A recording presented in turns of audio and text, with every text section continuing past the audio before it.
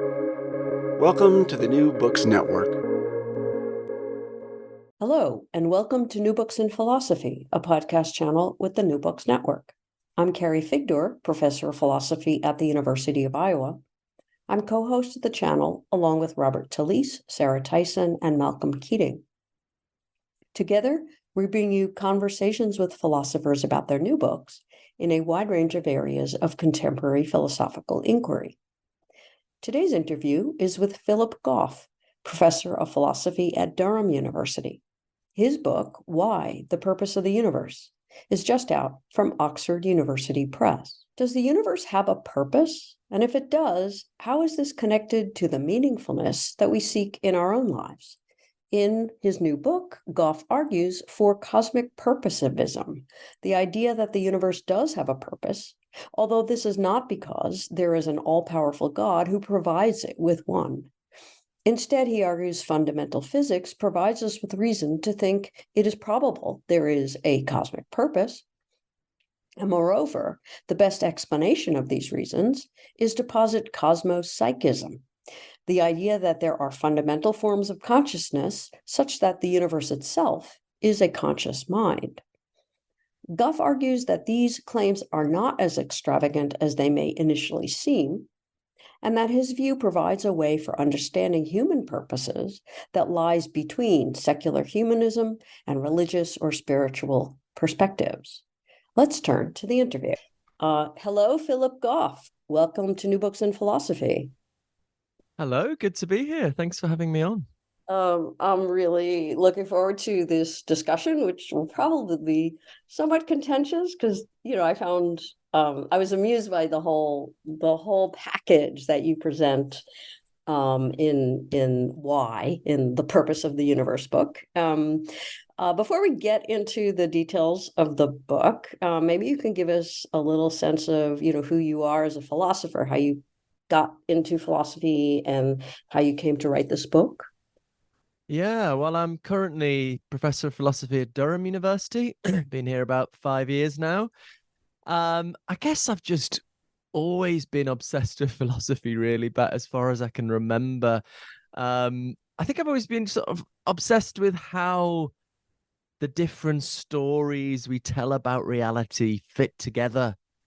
An example of that when I was raised Catholic, and I remember at a very early age asking the priest where Adam and Eve were when the Big Bang happened. So I think that was an example of like, so I'm being told this one story at church about Adam and Eve, and then this, I was always very interested in physics and black holes and stuff. And then hearing this other story about the origins of the universe and thinking, how do they fit together? And then I suppose in terms of how that's turned out is thinking about, for example, how the story we tell about free will fits together with the story we tell about near deterministic physics, or the story we tell about morality, right and wrong, good and bad, fit together with the valueless facts of natural science. Or the one I've probably focused most on in my career is how the facts about consciousness, feelings, and experiences fit together with the neuroscientific story of what's happening in the brain. So in all of these, there's a challenge of how all of these things hang together in one unified theory of reality. And that's what really keeps me awake at night. Okay. Well, right. So I mentioned, the title of is Why? The Purpose of the Universe. Great cover, by the way. It is lovely, isn't it?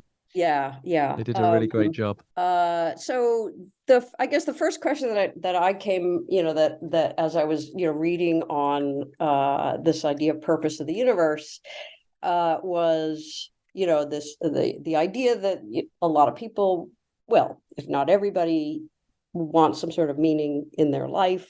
And that this also raises the question of the connection of one's own sort of personal meaning with a larger purpose of maximally, of course, the universe itself, all of reality. And one of the questions that I had immediately, and you hit it right at the beginning, because it is kind of important, is why do I need to worry about the cosmos, the idea that the universe has a purpose? Why isn't it enough that I have my own purposes and I find them meaningful, and that's sufficient? Good question. Well, I'm not sure I think it is essential necessarily to think about cosmic purpose. Most of the book is just the cold-blooded scientific and philosophical case that that there is reason to take seriously what I call cosmic purpose, that there is some kind of purpose or goal directedness at the fundamental level of reality. Now, you could, in principle, accept that argument and think, well, I don't care.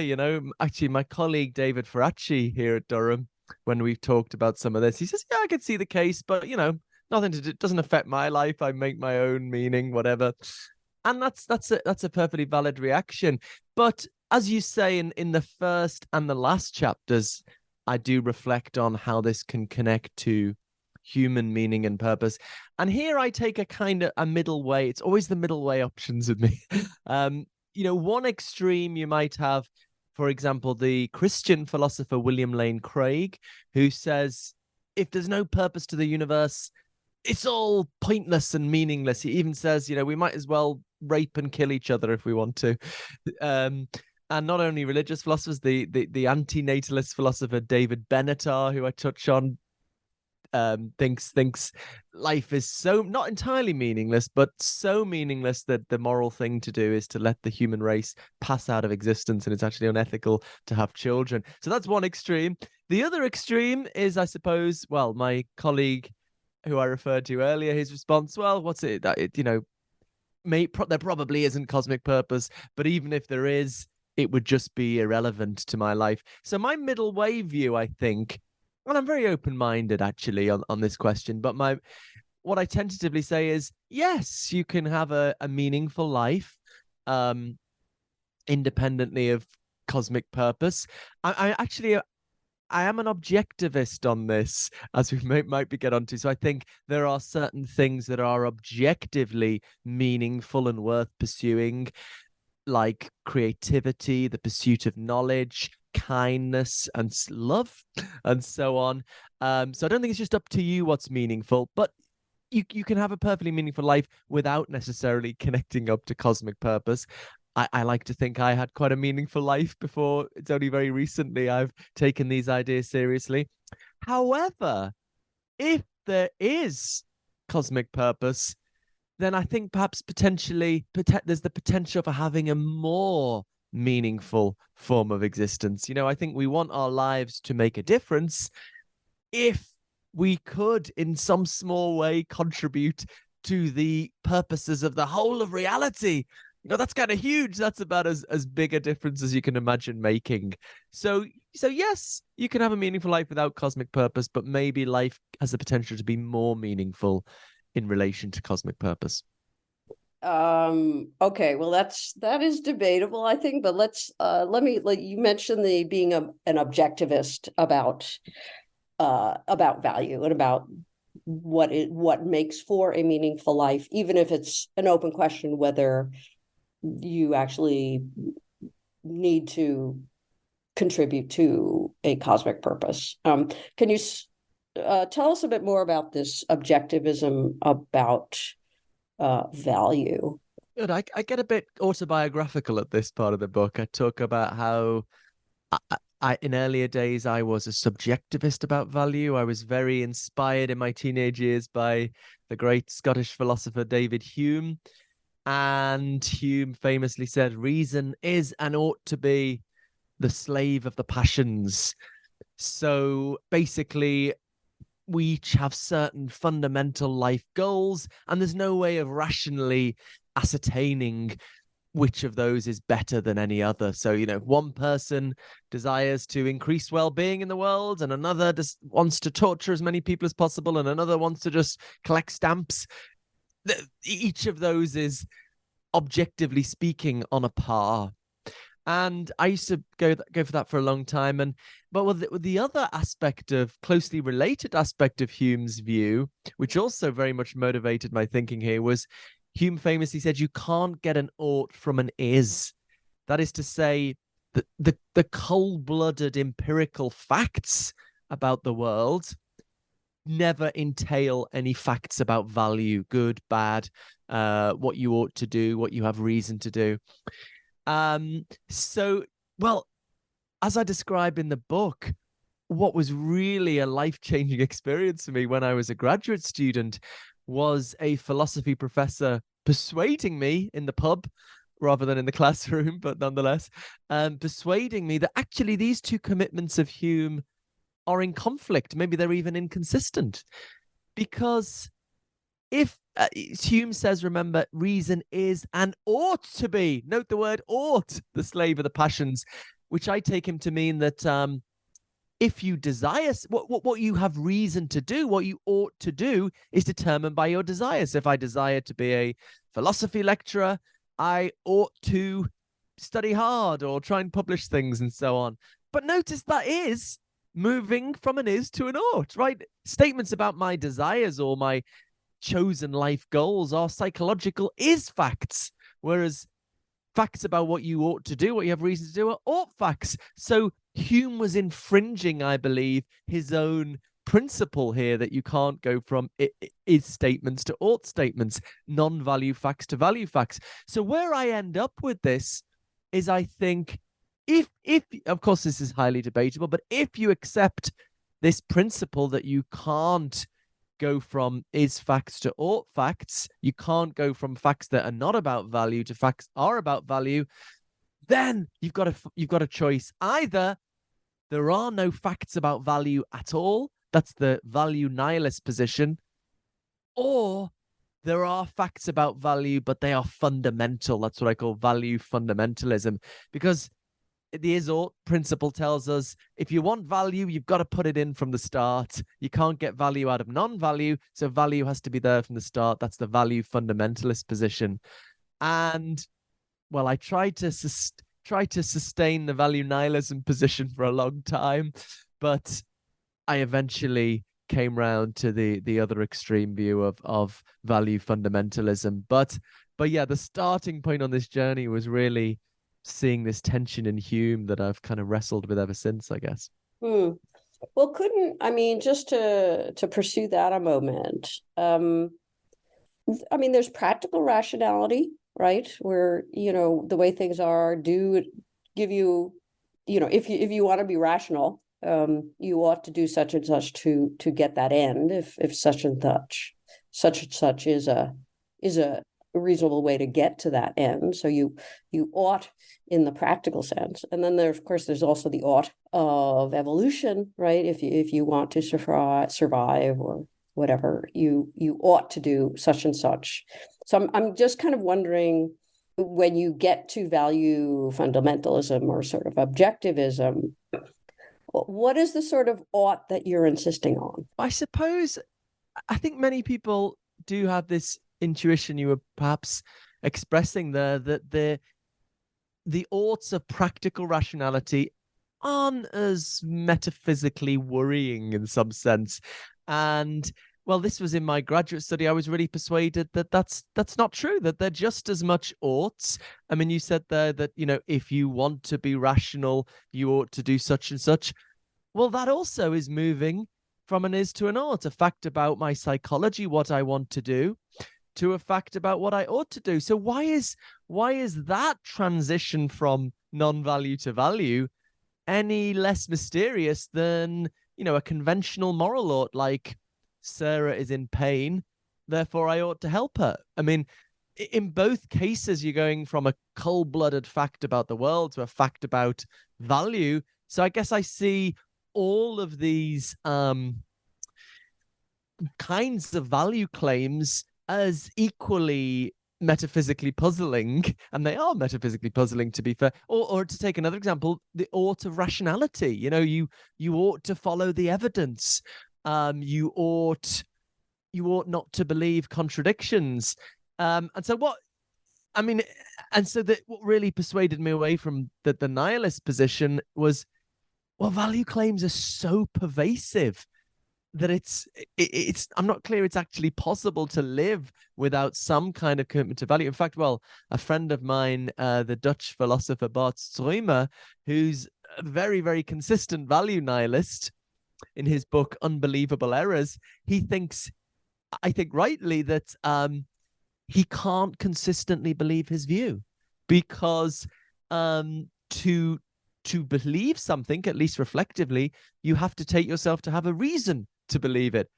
But if you're a value nihilist, you don't believe in reasons. So what he ends up saying is the arguments point in that direction. So ultimately, I think, when we're just thinking about morality, and you think, it's easy to persuade ourselves maybe that's just an expression of our emotions. We're just so horrified by murder that we call it bad. But when you see how pervasive value is in practical rationality, in prudential rationality, in evidential rationality, I don't think the nihilist position is sustainable. And then once we're accepting that there are facts about value, then we lose our reason, I think, to rule out moral facts about value as just part of that package. Okay. So you mentioned, well, let's just, kind of cut to the chase here in at least first part of the book. You do think there is, or we should believe in, a cosmic purpose. Can you tell us why? Good. I believe is quite a little bit of a strong word, maybe. I mean, I would say there's very good reason to take it seriously, even that it's more probable than not. But well, let me take that again. Maybe that it's even more probable than not. But so I do think there is evidence that points in that direction. Well, one of the things I focus on is what's known as the fine-tuning in physics for life. This is the surprising discovery of recent decades that for life to be possible, certain numbers in physics had to be just right. So the example that's perhaps baffled cosmologists the most focuses on dark energy, the force that propels the expansion of the universe.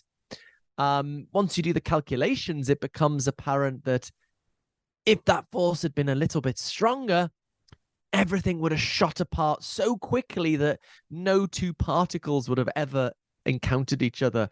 We wouldn't have had stars, planets, any kind of structural complexity, and therefore no life. Whereas if that force had been a little bit weaker, it would not have counteracted gravity, and so the universe would have collapsed back on itself in the first split second after the Big Bang. So for life to be possible, that the strength of that force had to be like Goldilocks porridge, just right, not too strong, not too weak. Now, so I mean, we can get into this more or less precisely, but the way I would introduce the connection to cosmic purpose is, I think fundamentally we face a dilemma, right? Either it's just an incredible fluke that these numbers in our physics, and that's just one example, there are many, many, these numbers in our physics are just right for life, or the alternative is that these numbers are as they are because they are the right numbers for life. In other words, that there is some kind of goal-directedness towards life at the fundamental level of reality. And the former option, I think that it's just fluke, is just too improbable to take seriously. And so we're left with this strange idea of cosmic purpose or goal-directedness, which is weird, is not expected, is not what our current scientific culture takes seriously. But ultimately, I think we need to set aside both our religious biases and our secular biases. We're sometimes a little bit unattentive to the latter, and just follow the evidence where it leads. And I think this is where it leads. I sometimes annoy people on Twitter by saying I think Bertrand Russell would have believed in cosmic purpose because the evidence wasn't there when he was alive, but it is now. Well, I mean, I suppose, there's a kind of a parallel argument in a way about evolution. So it's a smaller bit of that, but the basic issue is how contingent is the are the species that we have now. How contingent is the process of evolution? Is it, if you change something different, you might have gotten a very different, forms of life and different distributions of species, different species altogether. Some people think that it's radically contingent, what actually exists now in terms of biological species, and others think no, it is not. And so I guess the response there is, I haven't heard a reason why we should reject the radical contingency of the cosmos. Yeah, so I don't know whether, some people sometimes object, well, isn't this just fine tuning for the kind of life forms we are, carbon based, for example? And some of it is connected to carbon. A lot of the fine tuning is connected to the conditions you need for stars and many complex forms of chemistry emerge in supernovae. What's the plural of supernova? Supernovae, when stars explode. But actually, carbon isn't just what we happen to be made of. It is an incredibly versatile kind of chemical element. So I think this still demands explanation. I think, okay, how come that the laws are in the range that allow for the emergence of this kind of very complicated element? But actually, some cases of fine tuning are not at all about the kind of life we're made of, but just any kind of structural complexity at all. We just talked about the dark energy example, where either the universe exists for less than a second or no two particles ever meet. There's no kind of structural complexity there. Or the fine tuning pertaining to the strong nuclear force that binds the elements of the nucleus together. If that had been a little bit stronger or a little bit weaker, we wouldn't have had really any chemical complexity. And one of those possibilities, we would have had just hydrogen, which is sort of the simplest element. There's very little you can do with hydrogen, just one kind of chemical reaction. So I suppose it's not just about the particular life forms we are, but why is there any kind of structural complexity? And ultimately, I think why we think this is striking is because I think those numbers in our physics are compatible with a universe containing great value, life, intelligent life, people that can fall in love and write poetry and contemplate their own existence. Our physics is compatible with all of these things, whereas insofar as we've been able to map out the possibility space of varying the numbers and seeing what universe you'd get, the vast amount of the probability space involves universes with little or no value. Universes just containing hydrogen, for example, or that collapse back after a split second, there's little of any value. So I think it does demand explanation why the numbers that happen to come up in our physics are on that rare range that is compatible with the existence of value. Okay, so then how does value arise, if I can use that word as a placeholder, at least? How does value arise from this complexity? Are you asking about the sort of the theories of what grounds cosmic purpose, or? Yeah, I suppose. I was just kind of following up how you described, why is there any kind of structural complexity at all? And so there seemed to be a connection there between the structural complexity and the existence of value in this, non-prudential, non-evolutionary sense of purpose. And I was just wondering, how do you get the purpose from the non-purpose? Yeah. The minimal what is the minimal claim that this fine tuning supports? Some people use it to argue for the existence of God. and it's God that fixed the numbers, maybe to bring about human beings or what have you. You might think that's a bit sort of anthropocentric. But and as we might get onto, I've got problems with the God hypothesis as well, so that's not the route I take.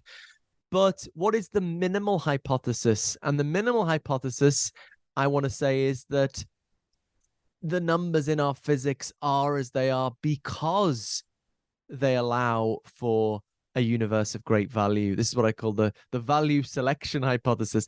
Now, okay, that's just the bare hypothesis, and I think we need to fill that out to explain, well, how could that be? How could it be that facts about value are playing a role in shaping the very early universe?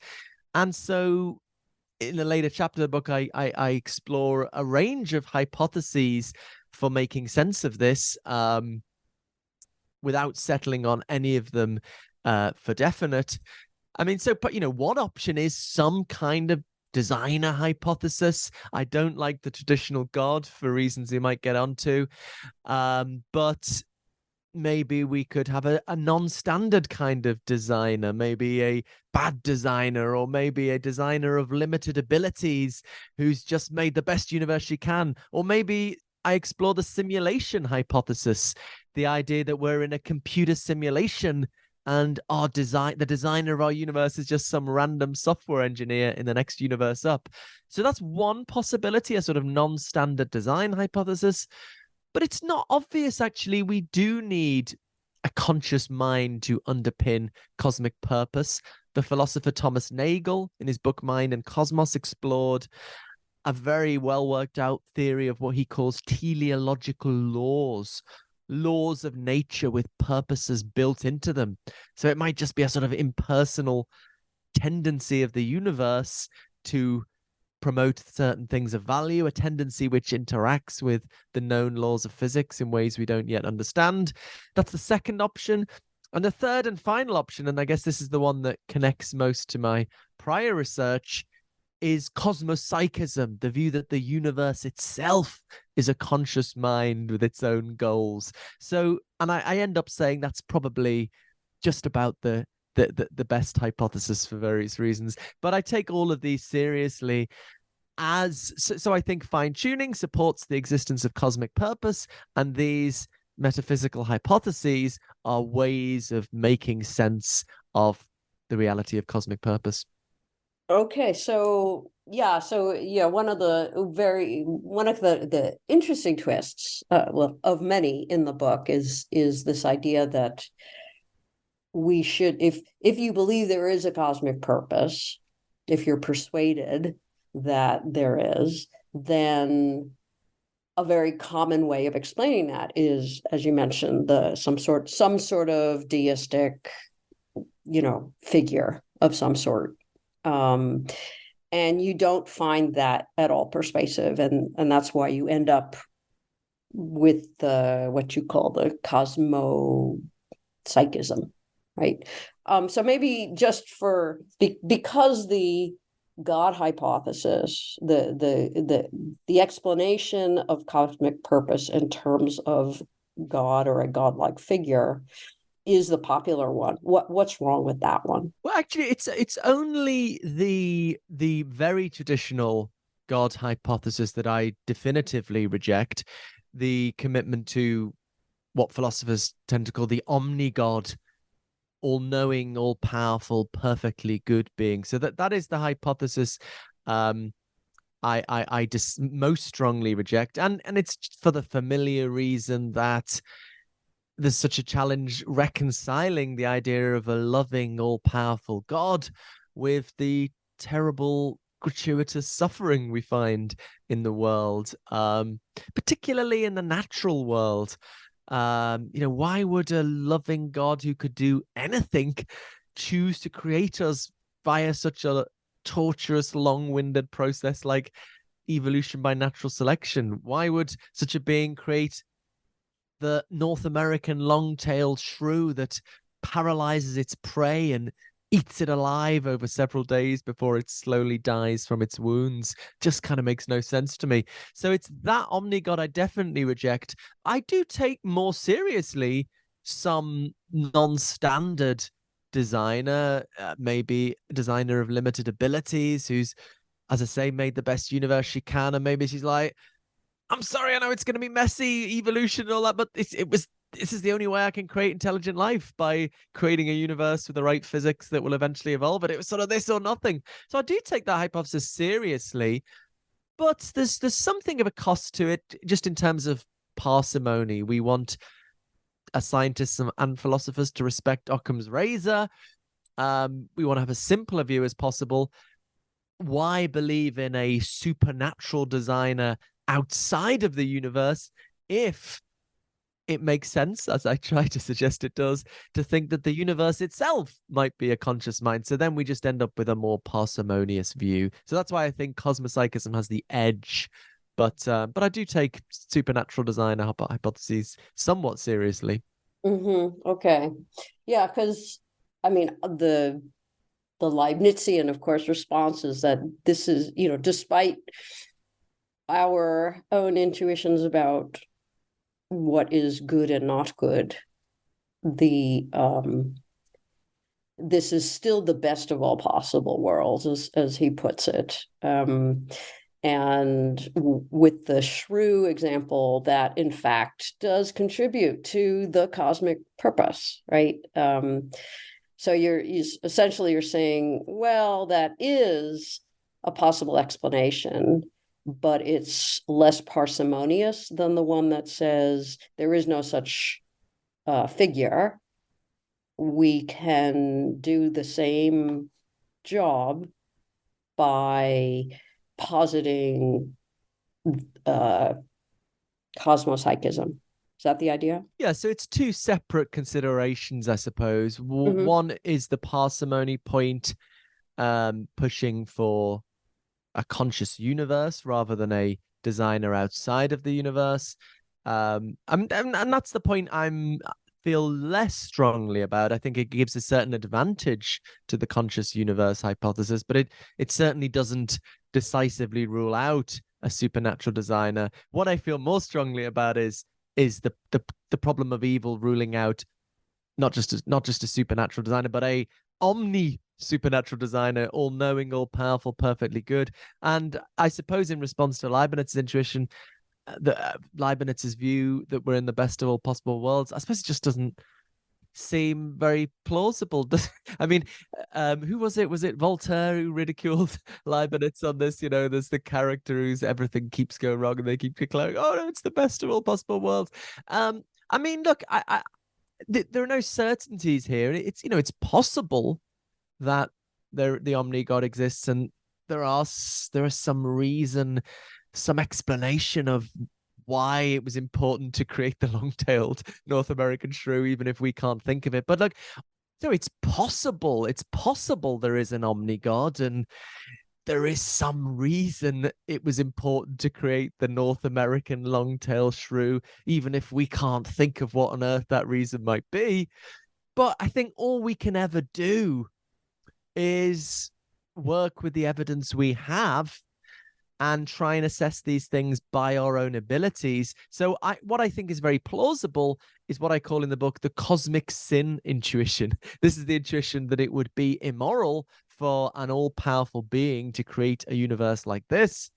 And I just think in terms of our best ethical reasoning, that looks like a very solid intuition. We can't know for sure, but it looks on pretty good grounds, comparable to other moral intuitions we have, like, I don't know, slavery is bad or something. So I think we can have strong confidence in that cosmic sin intuition, and therefore strong confidence that Leibniz was wrong and the omni god doesn't exist.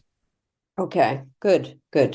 So we've kind of snuck up a bit on the cosmic or cosmopsychism, which is your version, I guess, of panpsychism. I mean, there's other versions, maybe.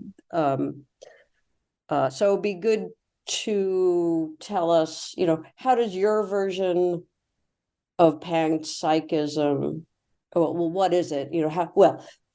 What's the relation between cosmopsychism and maybe other forms of panpsychism, and why is this a less extravagant explanation, I suppose, of cosmic purpose? Yeah, so I guess panpsychism is the view that consciousness goes right down to the fundamental building blocks of reality. It's often characterized as the view that fundamental particles, such as electrons and quarks, have incredibly simple forms of experience, and then the very complex experience of the human and animal brain is somehow built up from those more rudimentary forms of experience. But actually, many theoretical physicists are more inclined to think that our reality is made up not of little particles, but rather universe-wide fields, and that particles are just local excitations in those fields. So if you combine that view with panpsychism, you might get pretty close to cosmopsychism, because you have the view that the fundamental forms of consciousness that make up our universe are constituted of these if you combine that view with panpsychism, then you might come pretty close to cosmopsychism, because on this view, the fundamental forms of consciousness are associated with these universe-wide fields, and the fundamental mind is the bearer of those fields, namely the universe itself. So it doesn't mean the universe has the kind of mind we do. Obviously, it's going to be it hasn't been subject to the forces of natural selection. It maybe is a very alien mind relative to us, but it has some kind of very, very complex conscious experience. Okay, so I try to argue this is not as extravagant as a hypothesis as you might at first think. And much of the motivation for recent discussions of panpsychism, and the reason it's gone from being a view that was laughed at insofar as it was taken seriously at all, to being a view that's been published on a lot and taught to our undergraduates and so on. It's been taken much more seriously in recent years. And a lot of this draws on the inspiration of certain really important work from Bertrand Russell, actually, in the 1920s, in particular his book, The Analysis of Matter, in 1927. And here Russell was kind of really wrestling with the fact that physics is purely mathematical. Our most basic science is just a load of equations, which is something we kind of take for granted. But I mean, this was a radical innovation of Galileo in the 17th century, that our most basic science is just going to be mathematics. Now, of course, that's very useful if you're a working scientist. You can get very precise predictions. But what does it mean for a philosopher interested in the fundamental nature of reality, that our most basic science is just pure math, or maths, as we Brits say? And what Russell concluded is it actually means, surprisingly, physics isn't really telling us that much about what physical reality is. It's just describing its mathematical structure. And so, as far as physics is concerned, physical reality could turn out to be anything.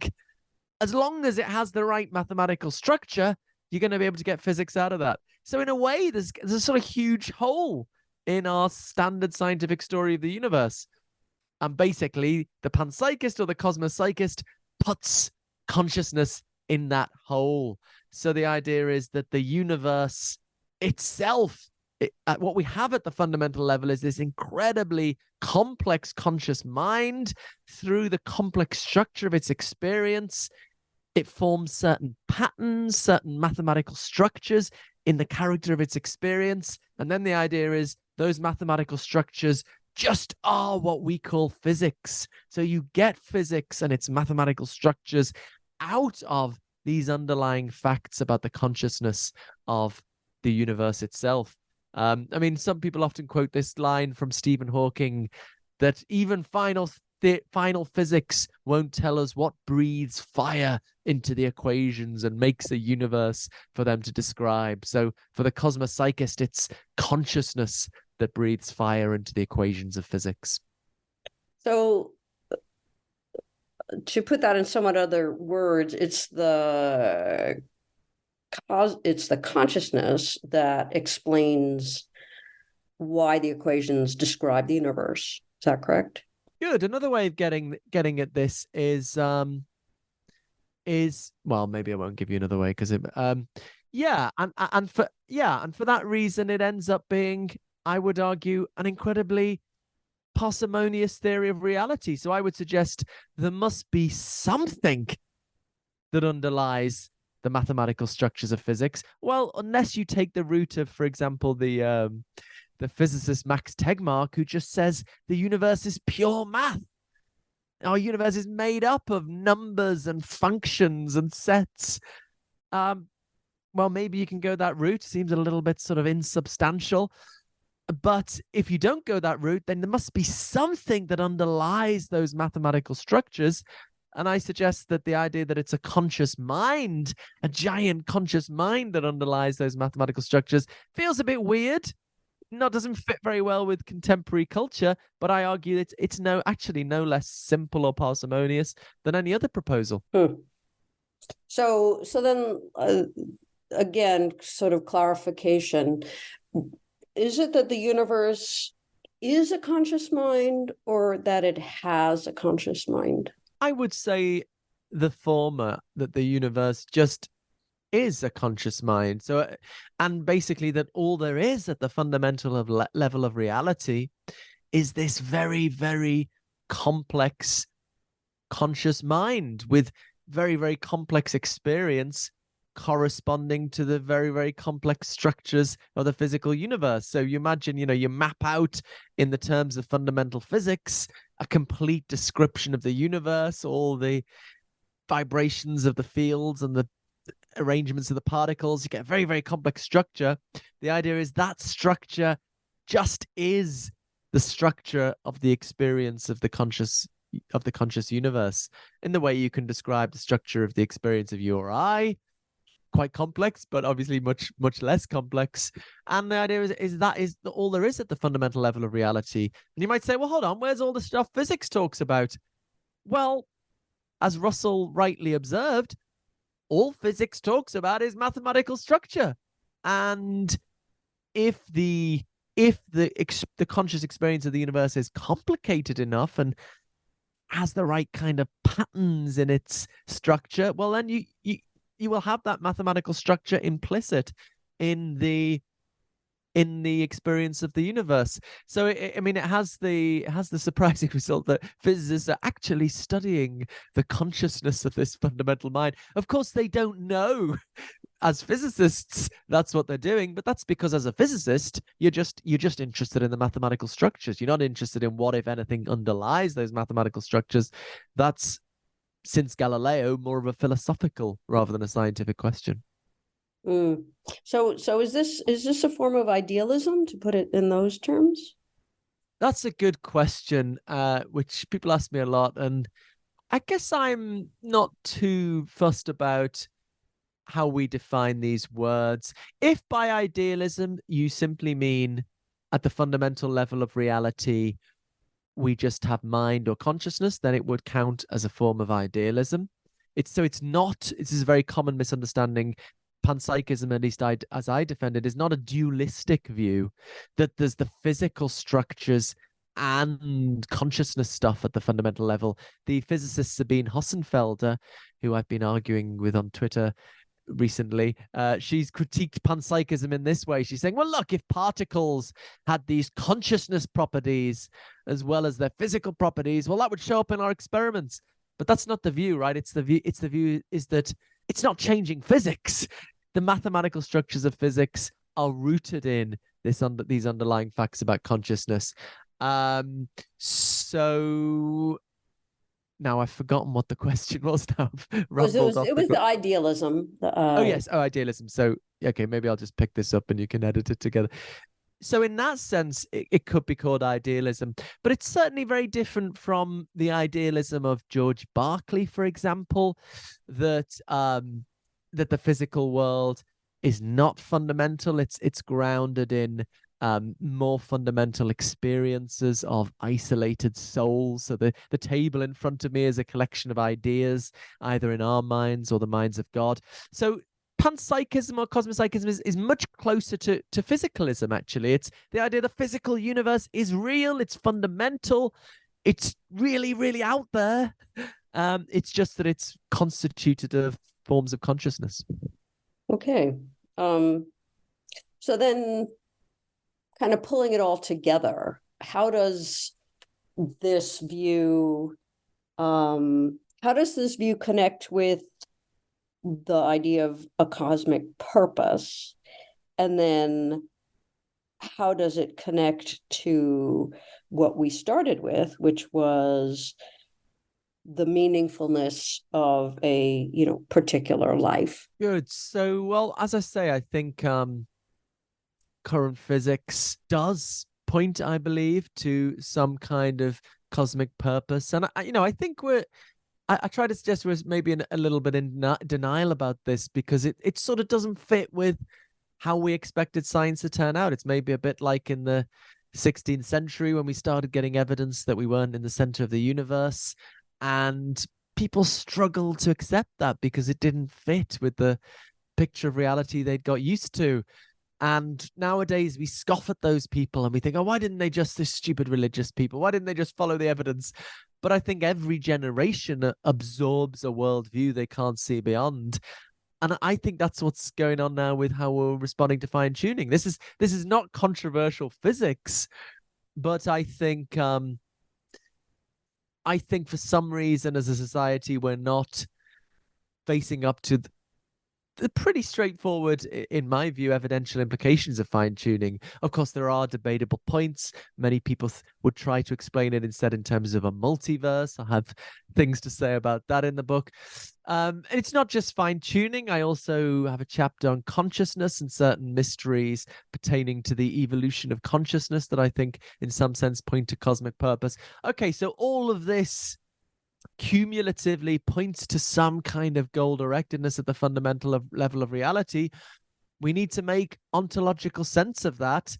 And cosmopsychism gives us a way of doing that, a way of grounding this directedness of things in the purposes of the conscious universe itself. You might be thinking, okay, well, what about the laws of physics? How do they fit in here? And the way they turn up is as a record of the limitations of the universe. So this isn't an all-powerful cosmic mind. It's a cosmic mind that's pushing towards the good, but under certain constraints. It's not that there's something outside of the universe that's constraining it. It's just a basic fact about the universe that it's limited in what it's able to do. And on this view, the laws of physics express, if you like, the limitations under which the universe operates. So that's the theory. And what justifies it is it's, as I say, not too extravagant. Although it sounds weird, it actually turns out to be not so extravagant. And it gives us a nice metaphysical explanation of where cosmic purpose, that I think is well evidenced in science and philosophy, where that comes from. What does that mean for human existence? Again, I'm much more open-minded on this. I'm up for talking about it, and I'm not dogmatic about the one true way of living your life. But I suppose I can say I have found it myself to be a deeply meaningful form of existence, way of living, to see the good you're doing as connecting up to some larger purpose that is still unfolding, even if we don't fully understand where that's headed. And it helps me not focus so much on my narrow self-interest, or keeps my ego in check a bit.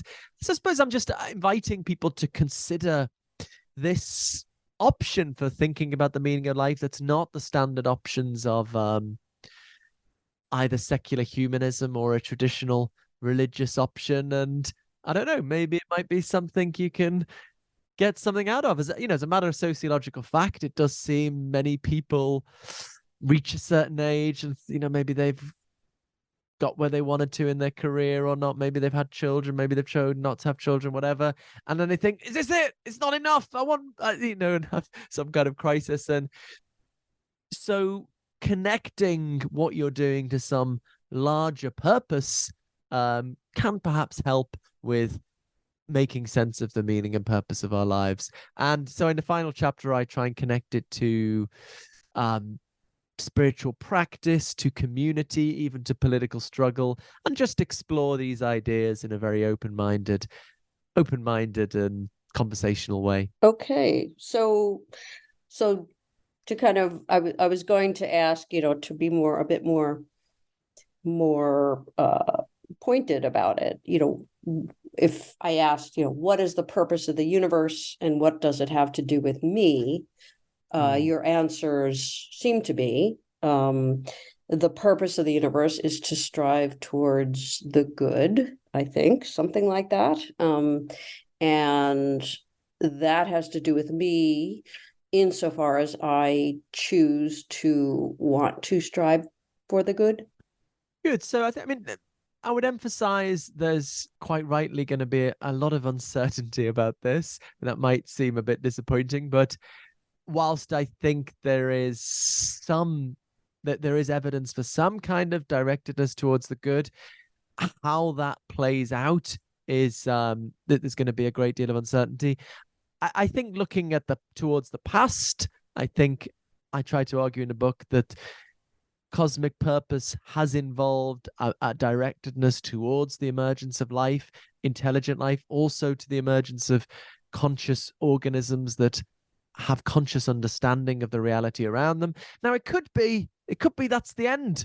It's, that's all, folks. We've exhausted cosmic purpose. That's a possibility I can't rule out. Although once you're taking seriously cosmic purpose, you might think it's somewhat improbable that, we happen to be living at the final culmination of it. So maybe it's somewhat more probable that this is still something that's unfolding, that there will emerge forms of existence that are as unimaginable to us as our existence is to worms.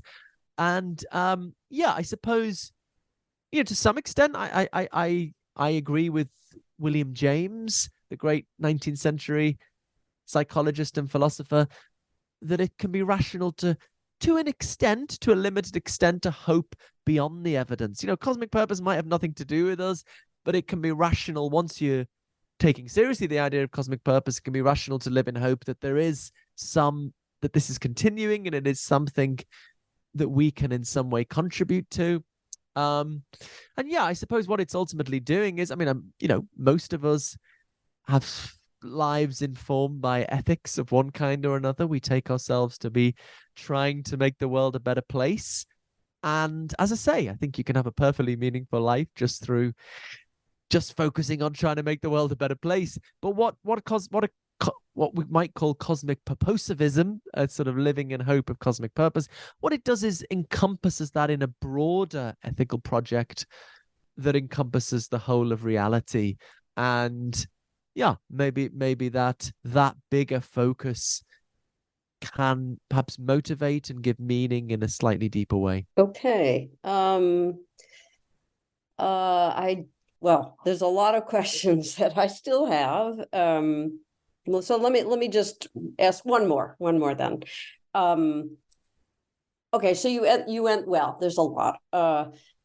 So tell us a bit about the implications of this cosmic purposivism for how we actually live our lives, I suppose. There are plenty of, as you mentioned, religious reasons, secular humanism, and, all the other ways in which one can contribute to, in some sense, a larger good, larger in the sense of one belonging to a society, which is by definition larger than the individual organism. So what does, in terms of just how people should behave or how we should organize our politics or what human society ought to do, maybe, how does adopting this perspective perhaps improve on the similar sorts of directions that might be pointed at through a religious perspective or a secular humanist perspective?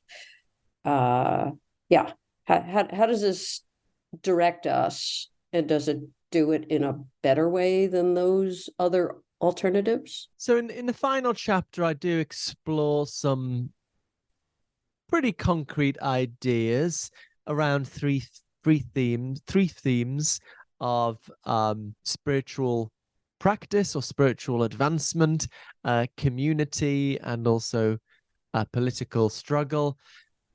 But I mean, I would want to emphasize what my claims here or my suggestions here are very much shaped by my own views about what is involved in making reality better. And I'm not trying to lay down the law of what a cosmic purposivist has to think. And I would invite people reading the book to slip in their own understandings of what cosmic purposivism would amount to, reflecting their own views on spiritual practice or politics or what have you. But I do explore, for example, a particular idea of spiritual practice being a matter of trying to see the emptiness in our socially conditioned ways of seeing reality. I think when you look around you, it seems like you're just seeing the world as it is in and of itself. But of course, a little reflection reveals that actually we very much project our own cultural understanding of reality on the world out there. We see the world from our own perspective. Yes, perhaps most obvious, I think, if you think about language, the words you're hearing now, if you're an English speaker, they sound as if they have intrinsic meaning. The word rabbit sounds like it means rabbit. You hear the meaning in the sound, whereas, of course, the vibrations in the air don't have any inherent meaning. And actually, you can see through that if you often when you say a word to yourself again and again, this is a familiar thing, you say rabbit, rabbit, rabbit, and it starts to lose its meaning. You sort of see through that kind of culturally conditioned way of hearing the word for a moment. And so I see this is what great art or great beauty or meditation is trying to sort of break through our conditioned ways of seeing the world. And I suggest, for example, we can think of great art as a kind of middle way between two extremes. I'm always into the middle ways. So, one extreme of bad art is just very banal, boring art that just plods along and follows the familiar conventional structures. The other extreme, you've got, for example, punk, that kind of tears up the rule book, just says, screw everything, it's all nonsense, we're just gonna have anarchy. And I mean, I love the original punk bands actually, but the problem is it's not sustainable, right? Because it quickly becomes another fashion, another conventional way of seeing reality. So great art, I think, works with our conditioned ways of seeing reality, but undoes them from within in subtle ways. I give the example of my fellow Liverpudlians, the Beatles. They started off with vanilla rock and roll and did new things with it, unexpected things, so revealed the emptiness, the conventionality in these structures. And I connect this ultimately to politics in the sense that potentially this kind of practice can help us see through. Potentially this kind of practice can help us see the conventionality of our property claims. I think it's so hard for people to see their rights to certain property as merely conventional and arbitrary. It's so common to see it as kind of natural and what I've got a strong moral claim on. It's mine. That's one of the early things toddlers shout, mine. And I think that's a real problem politically, because I think it can make people resent taxation. And certain kinds of ways of trying to shape society in a more just manner. Whereas if I think through practice, you can come to see these things essentially socially constructed, then you can see them as malleable and that they ought to be shaped by considerations of value in the absence of some natural sacred rights to property. So that's one way. And I guess many would disagree with this. And I love the debate, and I would welcome people who have very different politics to me to read this and appreciate the challenge and shape their own views in response to that challenge and so on. So, insofar as I'm defending this metaphysical view that there is cosmic purpose, there I feel much more confident about my arguments.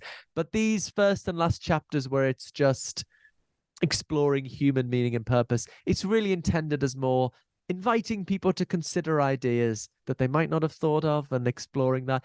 Another idea I consider is religious fictionalism, the idea that we can engage with traditional religion, practice even traditional religion, without taking it as literally true, but taking it as a useful, powerful metaphor for connecting to cosmic purpose. Again, not everyone's going to agree with that, but it's just maybe ideas that aren't the familiar options that it's interesting to think about. Good. Okay, so we're out of time, but I do like to end with a question about what you're working on now. Are you continuing with this particular strand of your research, or are you turning to something else? What's on your plate at the moment? Good. Well, right now I've just been totally consumed with publicizing the book, I suppose, interviews every day and launch events and so on, and trying to fit that in with my other duties of my job. But yeah, I mean, certainly after the Christmas break, I'm going to be getting down to probably returning to some academic work. Well, I have a 3-year project, Templeton funded project, on the theme of panpsychism meets panentheism. So I applied for this with Andrei Bukharev, who's a philosopher from Marist College in the US. So he defends pantheism or panentheism. Pantheism is the view that the universe is God in some sense. Panentheism is the view that the universe is in God. And panpsychism is something obviously I've defended. So our 3-year Templeton project is exploring whether there's a connection between these two discussions, one in philosophy of mind, one in philosophy of religion. So we're having some conferences. I debated the physicist Sean Carroll as part of this theme, which people can look at on YouTube. But yeah, in terms of getting down to writing academic papers, one thing that comes up in the book that we haven't got around to talking about, there's been lots to talk about, are these challenges making sense of the fact that consciousness evolved, which, I mean, I think consciousness did evolve, but I think that's very challenging to make sense of because survival is just about behavior. Natural selection is just interested in behavior that's going to make you survive well. And many philosophers think there's no essential, at least no logical connection between behavior and consciousness. You could have a very, very complicated mechanism that could maybe survive very well by mechanically tracking features of its environment, but doesn't have any consciousness at all. And so then it's a puzzle. Why did consciousness evolve? And I have a piece that's just come out in Scientific American talking about this. And so, yeah, so I want to work on an academic paper trying to lay that out in a more rigorous academic form. So, yeah, I mean, I really like this thing of everything I do. I try to write a more accessible, popular version, as well as a more detailed academic version.